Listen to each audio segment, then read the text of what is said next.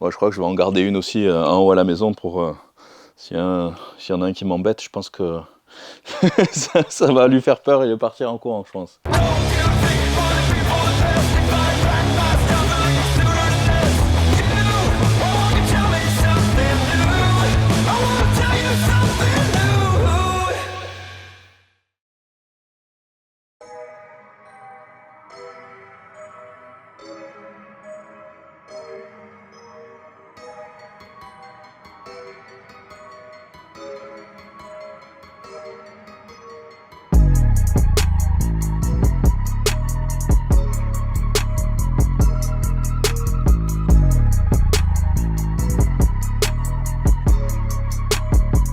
Hello les amis, aujourd'hui c'est dimanche et dimanche c'est cheat day. Alors le petit plaisir du dimanche, ça c'est les petits croissants, pain au chocolat et tout ça, donc à partager évidemment.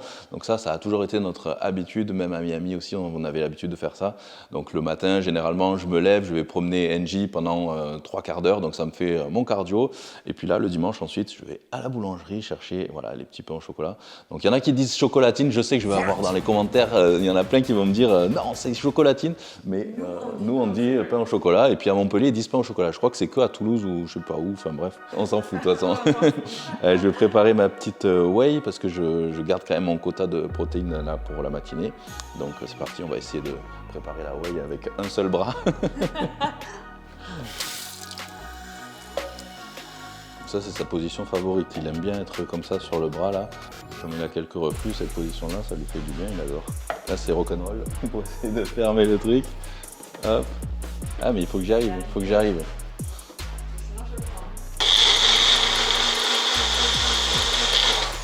Voilà. Tiens, je peux me rouvrir aussi. Comme ça c'est fait. Allez. Top. Bon, on va essayer de le mettre dans son... Comment ça s'appelle, sa nacelle qui bouge. T'es au top là. Toi aussi ça va, t'es au top. Ça aussi. Je sais pas, on verra.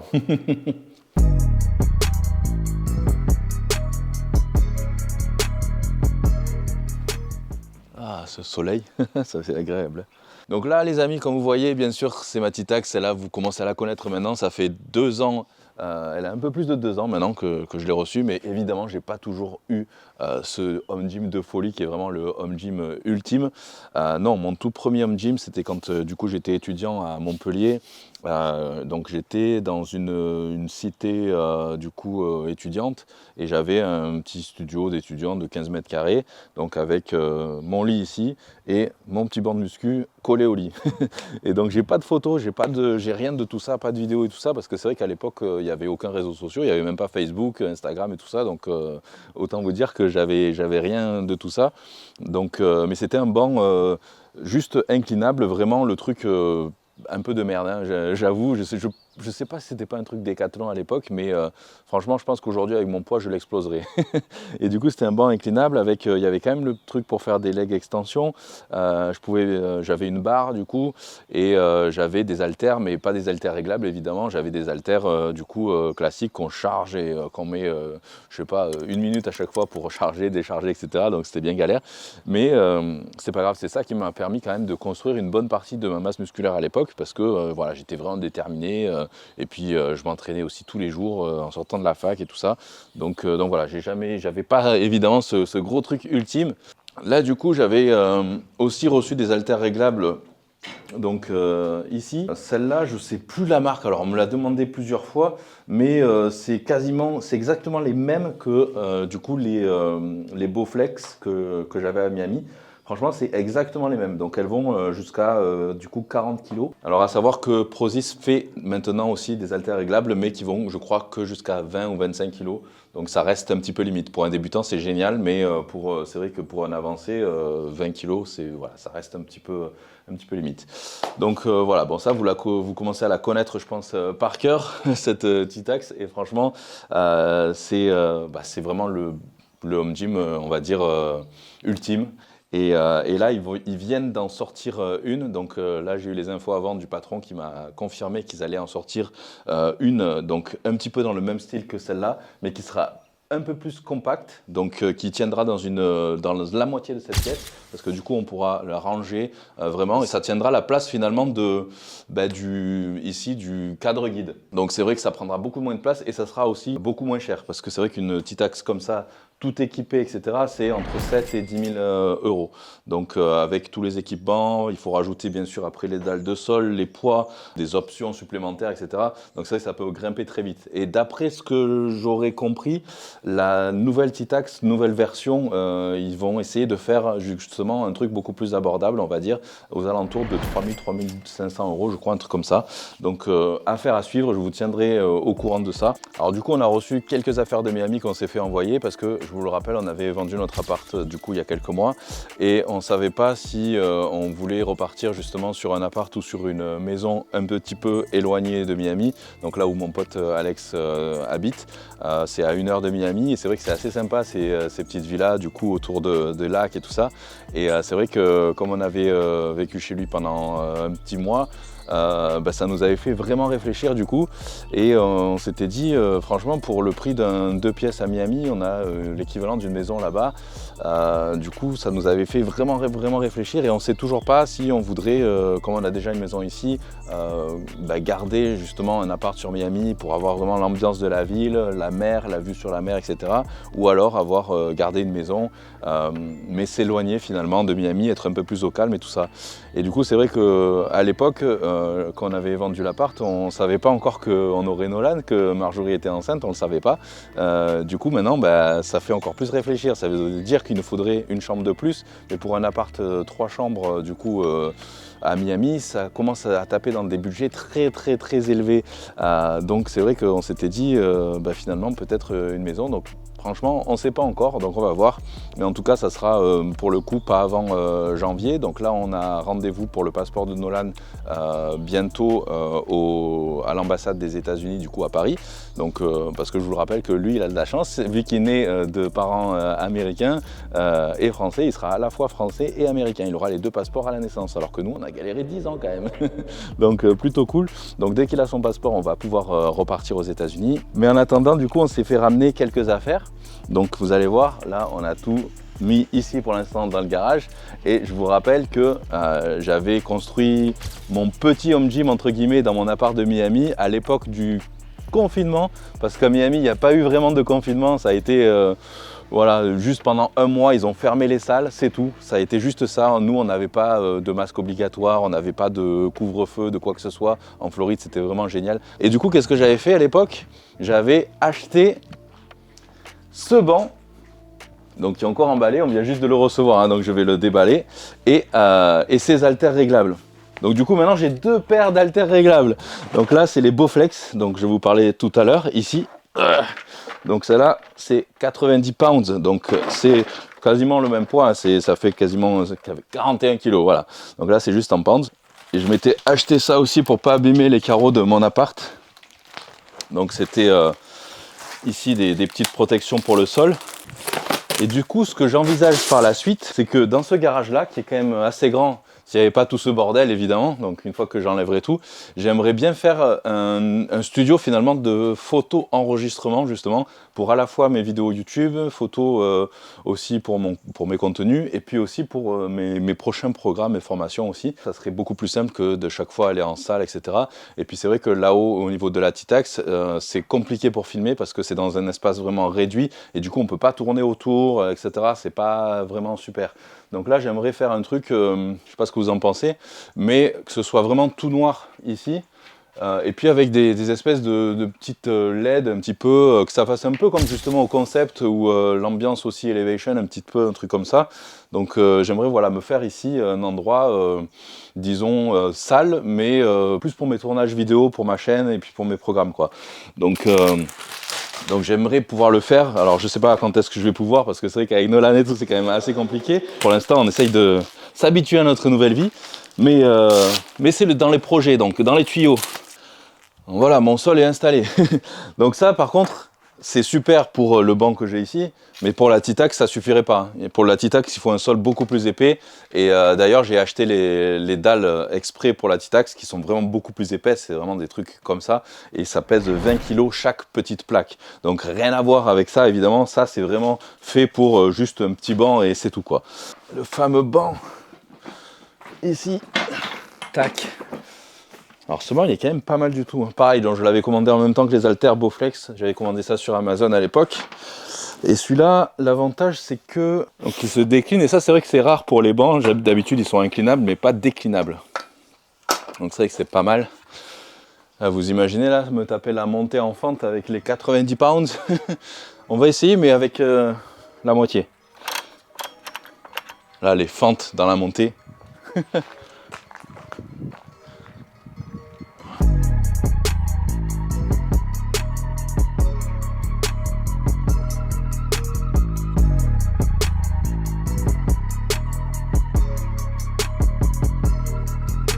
Bon, il n'y a rien de mieux pour éliminer les pains au chocolat et les croissants là.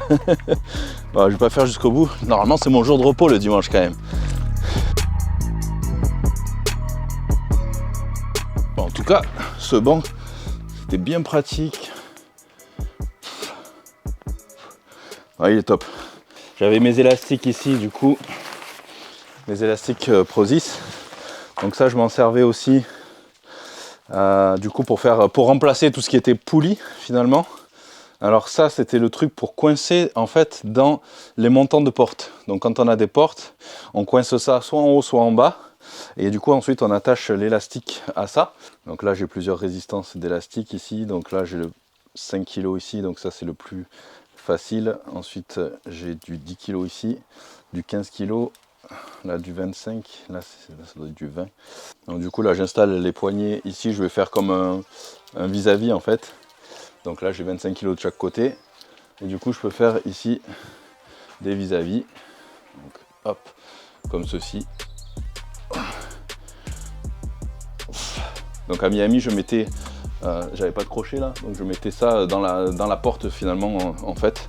Donc c'est fait exprès. Hop. Donc là quand même on peut faire un bon entraînement malgré tout. Ici aussi arrière d'épaule. Extension triceps ici. On peut le faire aussi de l'autre côté.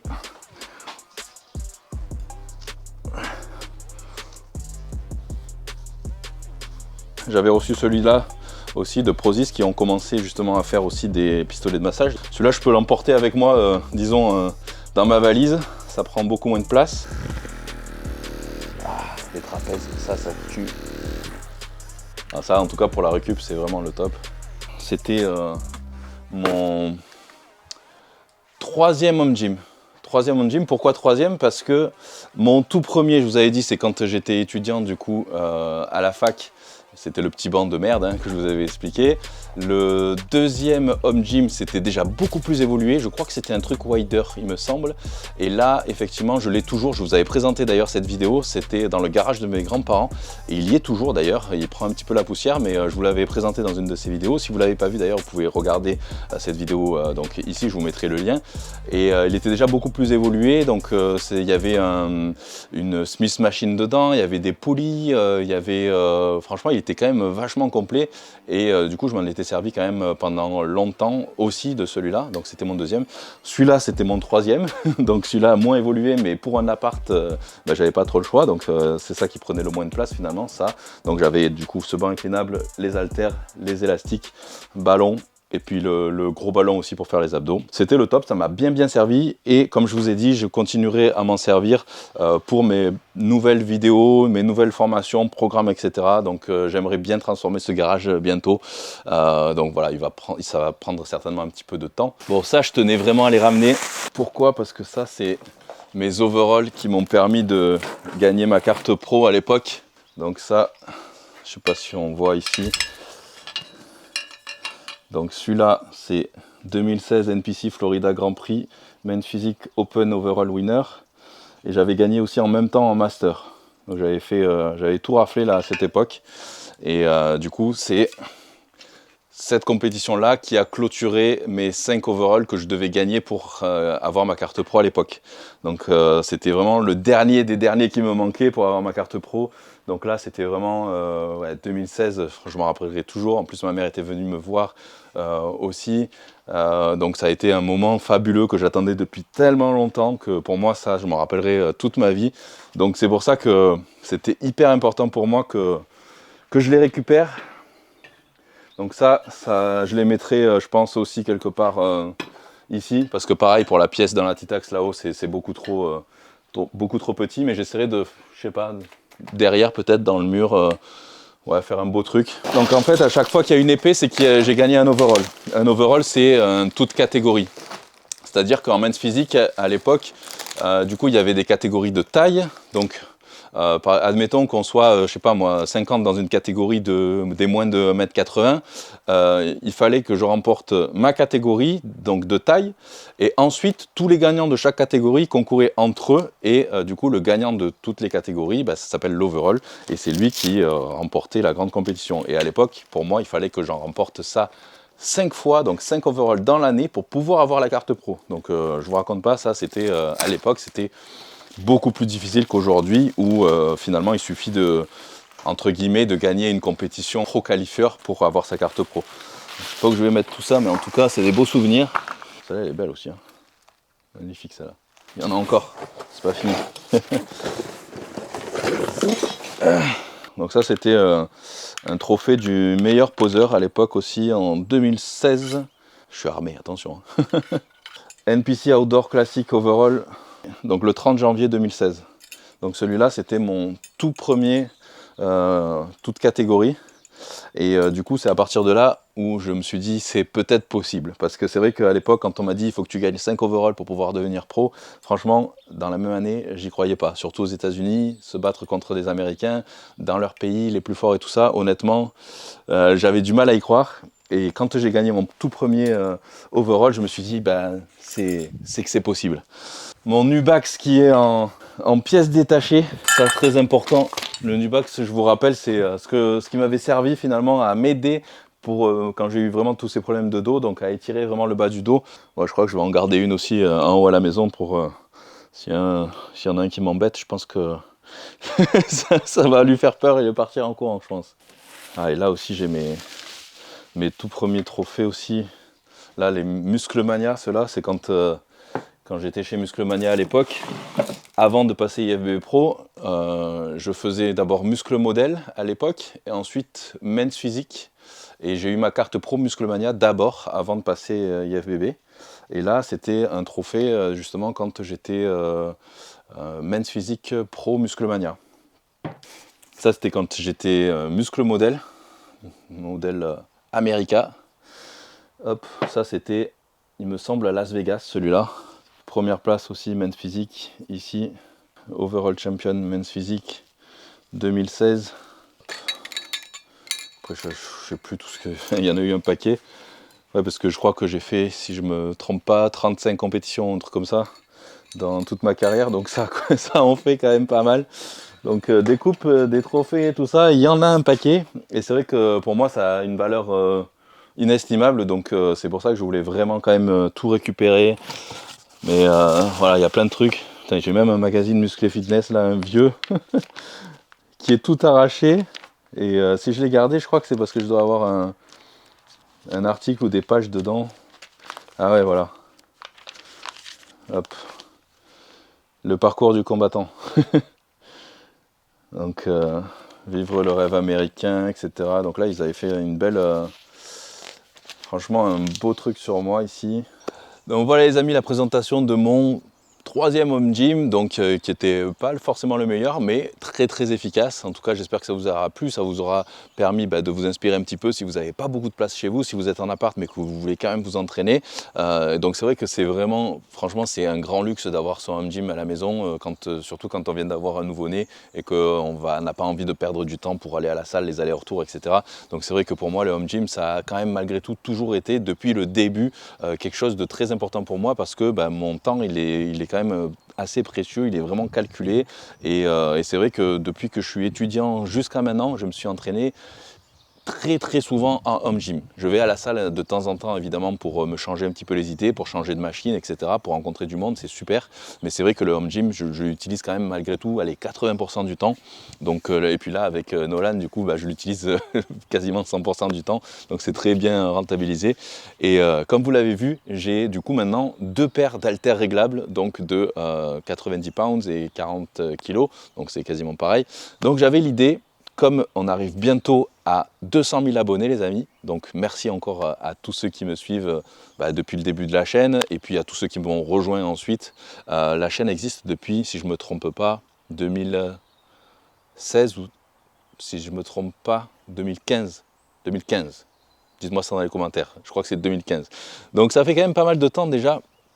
Et c'est vrai que la progression a été assez lente parce que c'est vrai que j'ai jamais voulu faire de buzz, de trucs comme ça. J'ai pas fait beaucoup de feats non plus avec d'autres youtubeurs et c'est ça aussi qui fait que je pense que ma chaîne n'a pas non plus explosé comme certains autres youtubeurs. J'ai pas plusieurs millions d'abonnés, etc. Mais j'ai toujours voulu rester, disons, fidèle à moi-même et faire des choses qui me plaisaient. Si j'ai pas envie de faire une vidéo, je la fais pas. Donc c'est vrai que je fais quelque chose, j'ai envie de faire des choses que j'ai envie de partager avec vous, des choses qui me plaisent, des choses qui m'inspirent. Donc c'est pour ça aussi que c'est peut-être lent, mais c'est pas grave, c'est progressif. Et puis voilà, je suis très content de ça. Et du coup, j'avais l'idée pour les 200 000 abonnés bientôt, donc de vous faire gagner à l'un d'entre vous une de mes 2 paires d'haltères réglables ici, puisque j'en ai 2 maintenant. Donc restez bien connectés parce que j'expliquerai tout ça dans les prochaines vidéos, comment je vais organiser ça, etc., comment je vais faire gagner ça. Donc voilà les amis, en tout cas j'espère que vous aurez apprécié ce petit vlog du dimanche. On se retrouve très vite pour de nouvelles vidéos, mais surtout n'oubliez pas de vous abonner à la chaîne, activez aussi la petite cloche pour ne pas louper les prochaines vidéos, les notifications, le petit pouce, ajoutez-moi aussi sur Instagram, TikTok, etc. Et puis n'oubliez pas aussi d'aller consulter mon site juliencagliarini.com. Il y a plein d'articles sur le blog donc, que je mets régulièrement à jour sur différents sujets, donc ça peut vous aider pour plein de trucs. Et n'oubliez pas aussi qu'il y a mon nouveau programme Prochereds Evolution qui est sorti il y a quelques temps, donc sous forme de véritable formation qui va vraiment vous aider à comprendre exactement comment fonctionne vraiment une sèche et puis justement pour que vous soyez autonome ensuite, que vous puissiez savoir comment réajuster vos calories en fonction de votre évolution, etc. Pareil pour les entraînements, enfin bref, allez checker tout ça. Allez, on se retrouve très vite les amis. Bye bye.